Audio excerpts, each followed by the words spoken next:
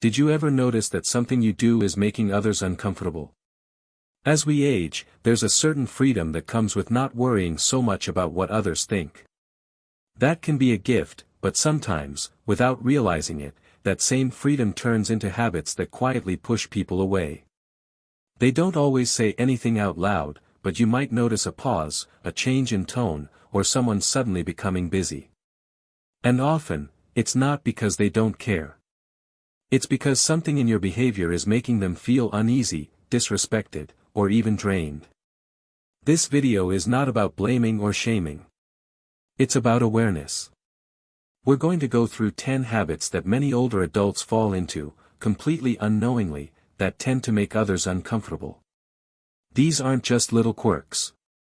They're things that, when repeated, can slowly chip away at our relationships with loved ones, friends, and even caregivers. If you've ever found yourself wondering why people don't visit as much, or why conversations seem shorter than they used to be, these signs might give you a clearer picture. And more importantly, they can help you build deeper, more enjoyable connections moving forward. Stay tuned until the end, because some of the last points might surprise you and might just shift the way you think about the little things you do each day. Whether you've seen these habits in yourself or in others around you, recognizing them is the first step to growing past them. Let's take an honest, compassionate look together. Number 1, talking too much about your health problems. One of the first habits that tends to quietly wear on others is when conversations keep circling back to your health, your pain, your medications, your test results, and all the procedures you've had or are thinking about getting. Now, let's be clear, there's nothing wrong with sharing how you feel. Everyone deserves to be heard, especially when they're dealing with real challenges. Did you ever notice that something you do is making others uncomfortable? As we age, there's a certain freedom that comes with not worrying so much about what others think. That can be a gift, but sometimes, without realizing it, that same freedom turns into habits that quietly push people away. They don't always say anything out loud, but you might notice a pause, a change in tone, or someone suddenly becoming busy. And often, it's not because they don't care.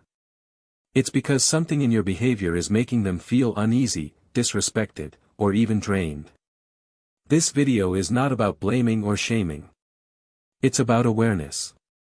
We're going to go through 10 habits that many older adults fall into, completely unknowingly, that tend to make others uncomfortable.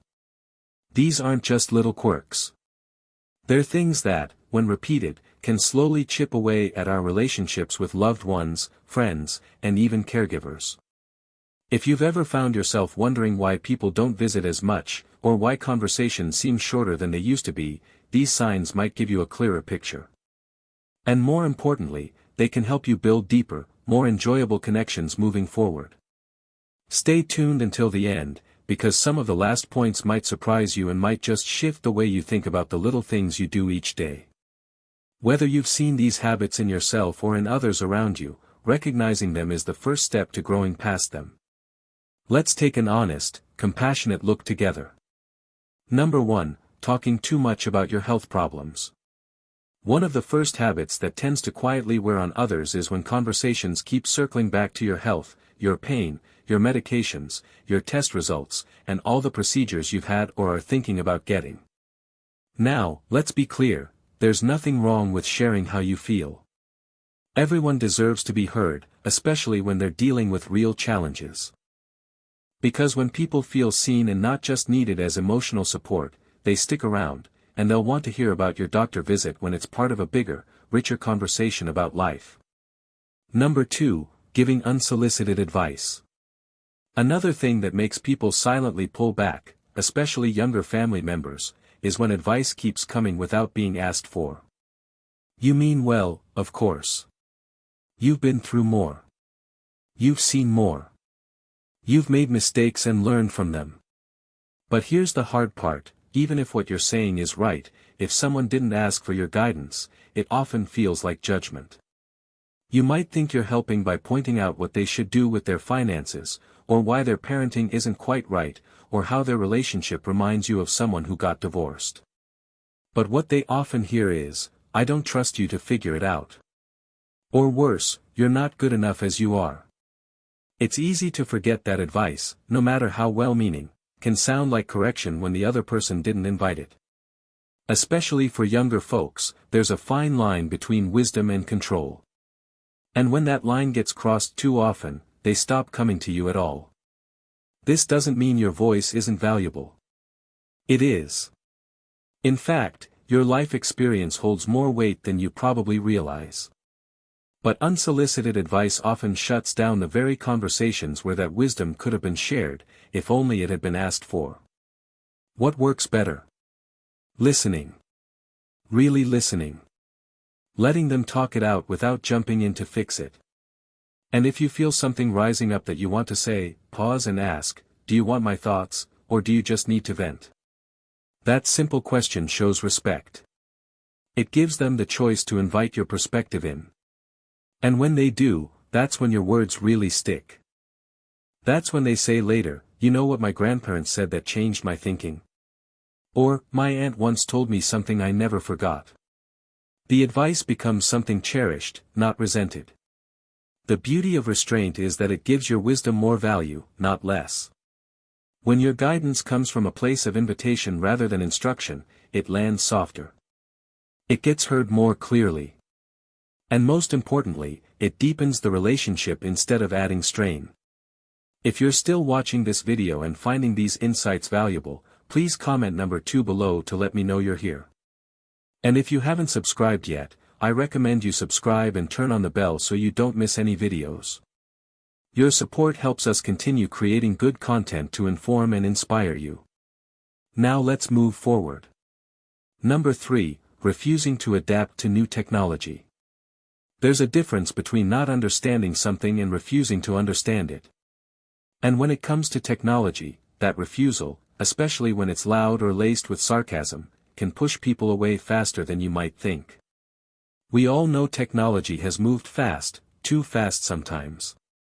Smartphones, video calls, text messages, online forms, QR codes at local cafes. It can feel like the world left you behind. While you were still trying to figure out what app even stands for, that feeling is frustrating.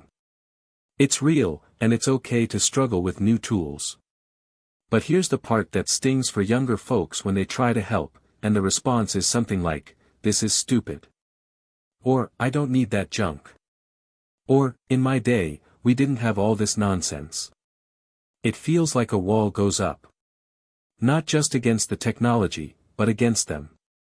Because for younger people, technology isn't optional. It's how they work, how they connect, how they handle even basic tasks. It's not just some trendy gadget. It's life. And when you mock or reject it, it can feel like you're mocking or rejecting their entire way of living. You might not mean to make them feel that way, but when every attempt to teach you something turns into a tug-of-war, they stop offering. They stop calling. They stop including you in things that require even the smallest bit of tech cooperation. And suddenly, you're left out, not because they forgot you, but because they couldn't fight that battle again. There's something incredibly powerful about saying, "I don't get this, but I want to try." That small sentence opens so many doors. It tells your grandkids that you're willing to learn. It tells your children that you're not locked in the past. And most of all, it tells the people around you that your mind is still open, still curious, still engaged. No one expects you to become a tech wizard overnight. But even just trying, tapping the screen, watching how something works, learning how to send a voice message, those things show you care enough to stay connected in their world. And that effort means more than getting it perfect. So the next time someone offers to show you how to join a video call or how to look up a restaurant online, try saying, "Sure, show me slowly." You'd be surprised how far that kind of openness will take you. Not just in what you learn, but in how others feel being around you, because people feel closest to those who are willing to meet them halfway, even if it's over a screen. Number 4, interrupting conversations with personal stories. There's something special about storytelling. When done well, it brings people closer, shares life lessons, and keeps memories alive. But there's a fine line between sharing and overshadowing. And too often, older adults slip into the habit of hijacking conversations with their own stories without even realizing it. You might think you're simply connecting. Someone says they're tired, and you mention how you used to work 3 jobs and still made dinner every night. Someone talks about their vacation to a national park, and you launch into a tale about the road trip you took back in 1973. At first, it feels like bonding. But when it happens over and over, it starts to feel less like connection and more like interruption. The truth is, younger people want to be heard too. They want their stories to stand on their own without being folded into a lesson or comparison. When they open up and are immediately met with, "Well, back when they often shut down. Not because your story wasn't interesting, but because theirs didn't get a chance to breathe. What makes this habit tricky is that it usually comes from a place of enthusiasm or even love. You're trying to say, "I understand," or "I've been there too." But what they often hear is, "Let me tell you about me instead." And after enough of those moments, they stop sharing at all. You might notice this in little ways: conversations that grow shorter, responses that feel polite but distant. People who stop calling or only text now. It's not that they don't care, it's that they don't feel heard. Here's a simple shift that makes all the difference: when someone shares something with you, pause. Really listen. Ask a follow-up question before offering your own take. Instead of, "I remember when try, wow, how did that feel," or "what happened next?" Let their story unfold before you bring in your own. And when you do share, make sure it's a bridge, not a spotlight. Something that deepens the conversation, not reroutes it entirely. When people feel genuinely heard, they lean in closer. They open up more. And when your story finally does come into the mix, they're far more likely to listen with curiosity and warmth, because it came from a space of mutual respect. One of the most powerful things an older adult can bring into a room is light. Not fake positivity, but a kind of grounded optimism. The kind that says, "Yes, life is hard, but it's also beautiful, and you're doing just fine." That message stays with people. It brings them back to you again and again. So the next time someone shares something hopeful, try pausing for just a second. Notice what your first impulse is, and if it leans toward cynicism, ask yourself, "Is this really helping, or just a habit I've fallen into?" Because the difference between being seen as wise and being seen as draining often comes down to the tone you bring into a room. If you're still watching this video and finding these insights valuable, please comment number 5 below to let me know you're here. And if you haven't subscribed yet, I recommend you subscribe and turn on the bell so you don't miss any videos. Your support helps us continue creating good content to inform and inspire you. Now let's move forward. Number 6, ignoring personal hygiene or grooming. This one's sensitive, but it matters more than most people want to admit. As we age, the effort to keep up with grooming routines can feel tiresome. Things that used to be simple, like trimming nails, washing hair regularly, or putting on clean clothes, can suddenly take more energy than they used to. And some days, you just don't feel like doing it. But whether it's intentional or not, neglecting hygiene creates a ripple effect in your relationships. People might not say anything directly. They probably won't point it out, but they'll start to keep a bit more physical distance. They may visit less. They might offer a polite excuse instead of coming over. It's not because they're unkind. It's because something has made them uncomfortable, and they don't know how to bring it up. Let's be honest, smell, unclean clothes, greasy hair, or visible dental issues make interactions harder. They distract from the conversation. They make people unsure how to respond. And once that discomfort sets in, the emotional connection starts to fray too. Now, none of this means you have to be fancy. You don't need designer clothes or flawless grooming. What matters is effort. Clean clothes, fresh breath, combed hair, a shave or beard trim. These small actions send a message. They say, "I still care about myself, about this moment, and about the people I'm around." It's also about dignity. When you take care of yourself, you remind others and yourself that age hasn't taken your self-respect. You're still showing up. You're still in the game. And that energy is contagious. It makes others want to be near you, not out of obligation, but out of joy.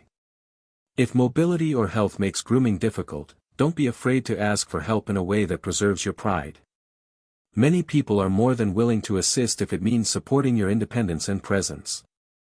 There's nothing shameful about asking a family member to help you clip your nails or set up a regular hair appointment. That's not weakness. That's wisdom. And if grooming has started to slip because of loneliness or depression, that's something to take seriously too. Sometimes neglect is a quiet signal that something deeper needs tending to. In those moments, reaching out, not just inward, can make all the difference. Because no matter how old you are, your presence matters. And when you show that you care about how you show up in the world often responds with care in return. Number 7. Overstepping boundaries with younger people. One of the hardest things to adjust to as we age is how quickly social norms shift and how easy it is to cross a line without meaning to. A joke that would have drawn laughter 20 years ago might now be met with an awkward silence. A comment on someone's body, clothes, or lifestyle, meant as casual or even complimentary, can come off as invasive or out of place. This isn't about being overly sensitive or walking on eggshells. It's about recognizing that the world your children and grandchildren live in operates by a different set of rules, especially when it comes to respect and boundaries. Older adults sometimes get caught saying, "Well, I'm from a different generation," as a way of excusing certain behavior. And while that's true, it doesn't always sit well with those on the receiving end, because for them, it's not about your generation. It's about how you make them feel right now. For example, teasing someone about their weight or appearance, even if you've always spoken that way, can feel like a sting instead of a joke. Making suggestive remarks or pushing touch, like hugs or kisses on the cheek, when someone hesitates can come off as disregard for their comfort. Even offering commentary on how they raise their kids, who they date, or what they believe in can feel like an invasion rather than concern. What's tricky is that a lot of these moments don't come from a place of malice. Often, they're rooted in affection or an attempt to relate. But if the other person walks away feeling misunderstood or disrespected, the impact outweighs the intent. So how do you handle it? One word: curiosity. Instead of assuming what's okay, ask. Instead of making the joke, pause. Instead of touching without thinking, wait to see if they come toward you first. That small space of consideration makes people feel safe. It builds trust, not tension. And when you mess up, and we all do, the most powerful thing you can say is, "I didn't realize that made you uncomfortable. Thank you for telling me." That kind of humility doesn't weaken you. It strengthens every relationship you have. At the heart of it, boundaries aren't walls. They're doors, clear invitations into someone's space. Once trust is built, respecting those boundaries doesn't make you distant, it makes you deeply respectful. And that's a quality people remember far more than any joke or one-liner. Number 8, acting entitled because of your age. Growing older deserves respect, but not entitlement. And yet, this is one of those patterns that sneaks up quietly. You may not even notice it in yourself, but others do. It's in the tone you use when you cut in line at the grocery store and say, "I've earned the right." It's in the way you dismiss a younger person's opinion with, "What do you know? I've been around a lot longer than you." It's even in small moments like expecting a phone call every week or a seat at every family gathering simply because of your age. Here's the thing, you do deserve kindness. You deserve attention. You deserve dignity. But those things come through mutual respect, not through demanding them or making others feel guilty when they fall short. Entitlement, even subtle, tends to shut people down. It makes your loved ones feel like they're walking through a checklist: call mom, visit dad, include grandma, because if they don't, they'll be met with passive-aggressive silence or guilt-laced comments. And when love starts to feel like a task, people start retreating. Not because they don't care, but because every interaction starts to carry a weight. No one likes to feel like they're being tested. And when age becomes a weapon, when it's used to win arguments, dismiss feedback, or manipulate others into doing things, they stop hearing the wisdom behind your words. They only feel the pressure. This doesn't mean you shouldn't stand up for yourself or voice your needs. But how you do it makes all the difference. Asking for help with sincerity. People lean in. Demanding help with a scowl. People lean out. Expressing disappointment with honesty. People will want to do better. Guilt-tripping or shaming. That just builds quiet resentment. And if you ever catch yourself thinking, they owe me this because I raised them, or, after all I've done, this is the least they can do, take a deep breath. Try flipping that script. Think instead, I gave love because I chose to. I showed up because it mattered. That shift restores your power, not as someone who must be catered to, but as someone who gave without keeping score. Because in the end, respect that's given freely is always more fulfilling than respect that's extracted. You'll find that when you stop expecting special treatment and start treating others with equal regard, regardless of age, something beautiful happens. People want to be near you. Not because they have to, but because they love to. If you're still watching this video and finding these insights valuable, please comment number 8 below to let me know you're here. And if you haven't subscribed yet, I recommend you subscribe and turn on the bell so you don't miss any videos. Your support helps us continue creating good content to inform and inspire you. Now let's move forward. Number 9, refusing to listen or change opinions. There's a quiet wall that starts to build when someone makes it clear, over and over, that their mind is closed, that they've already figured life out, that there's nothing new worth hearing, and certainly no reason to change. You've lived a full life. You've been through heartaches, victories, national events, marriages, careers, and changes the younger generations can barely imagine. That kind of experience deserves deep respect. But it's not a substitute for openness. In fact, the most respected elders aren't the ones who hold tightest to their views. They're the ones who stay curious, even now. Refusing to listen doesn't always come in the form of shouting down others. Sometimes it shows up in subtler ways, interrupting mid-sentence, rolling your eyes, muttering, "That's ridiculous," or tuning out completely when someone brings up an idea that challenges yours. Over time, these habits tell people, especially younger ones, that their voice doesn't matter. And when people feel like they're being dismissed before they've even finished a thought, they stop sharing. Not because they don't have anything to say, but because they no longer feel safe saying it around you. You might not agree with everything. You're not supposed to. But there's something powerful about saying, "I never thought about it that way." Or even, "Help me understand where you're coming from." That small gesture cracks the door open to connection. It shows that you value the person, even if you're still forming your opinion. One of the dangers of aging is not physical, it's emotional rigidity. The idea that the world has nothing left to teach you. That your way is the right way, and everyone else is just catching up or getting it wrong. That kind of thinking doesn't just block learning. It blocks love. Because the truth is, people are drawn to humility.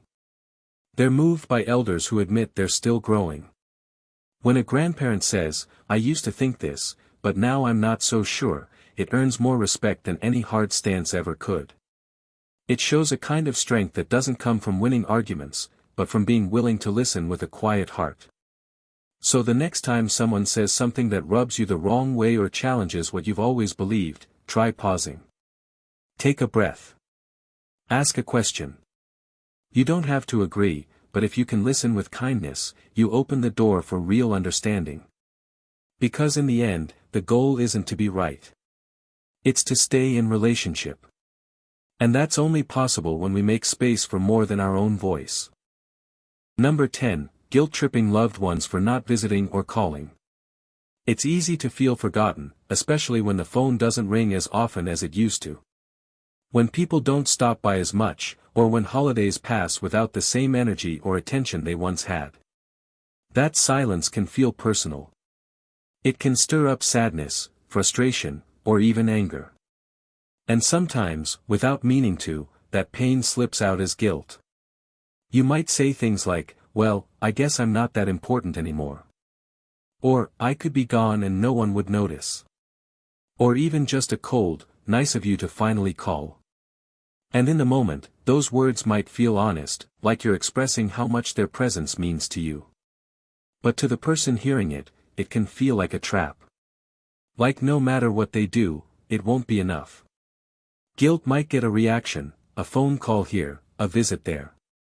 But it rarely builds closeness. What it builds instead is pressure, obligation, a sense that spending time with you comes with emotional strings attached. And over time, that doesn't bring people closer. It pushes them away. This doesn't mean your feelings aren't valid. It's okay to miss someone. It's okay to want more connection. But there's a difference between expressing that desire with vulnerability and trying to force it with guilt. Saying, I really miss you, or, it means a lot when you reach out, invites warmth. It opens a door. Guilt, on the other hand, closes it with a thud. Here's something else to consider: the younger people in your life are often juggling more than they let on. Work, kids, bills, health, their own quiet battles. Their silence isn't always about you. It's often about survival. And when they finally do have a moment to breathe, they're far more likely to pick up the phone if they know it'll be met with love, not guilt. One of the greatest gifts you can give the people you love is the freedom to come to you because they want to, not because they feel they have to. And when they do show up, whether in a quick call or a long visit, try welcoming them without commentary or complaint. Just, it's so good to hear your voice. That alone makes them want to return, because at the end of the day, connection grows where joy lives. And when you become a source of warmth instead of weight, people don't forget you. They come back not just out of duty, but out of genuine affection. And that kind of love, that's the kind that lasts. Final thoughts. Now that we've walked through these 10 habits, take a moment to think. Did any of them feel familiar? Not in a way that brings shame, but in a way that gently nudges you to reflect. The truth is, all of us pick up patterns over the years. Some serve us well. Others slowly wear down the very relationships we care most about. But the good news is, it's never too late to grow, never too late to soften, never too late to surprise the people around you by showing that yes, even now, you're still learning. What stood out to you the most? Which of these habits do you think you've noticed in yourself or maybe even in someone close to you? And more importantly, what small change are you willing to try just to see how it feels? This video isn't about judgment. It's about connection. It's about choosing the kind of presence that makes people lean in instead of step back. Whether you're 55 or 85, you still have the power to shape how others feel in your presence. You still have time to be the kind of person people look forward to seeing. Not because they have to, but because they want to. So be curious. Be generous. Be someone who listens more than they interrupt, who smiles more than they correct, who invites instead of guilt trips. That's the kind of legacy that lasts far longer than anything you could ever say. Thank you for joining us today. We'd love to hear from you. Leave a comment below and share one thing you learned today and how you plan to use it in your life. Your thoughts are important to us, so don't hesitate to share them. Reading your comments gives us great motivation and encouragement. If you enjoyed this video and found it helpful, please like, subscribe, and share. Your support helps us continue creating good content to inform and inspire you. Thanks for watching, and we look forward to seeing you in the next video.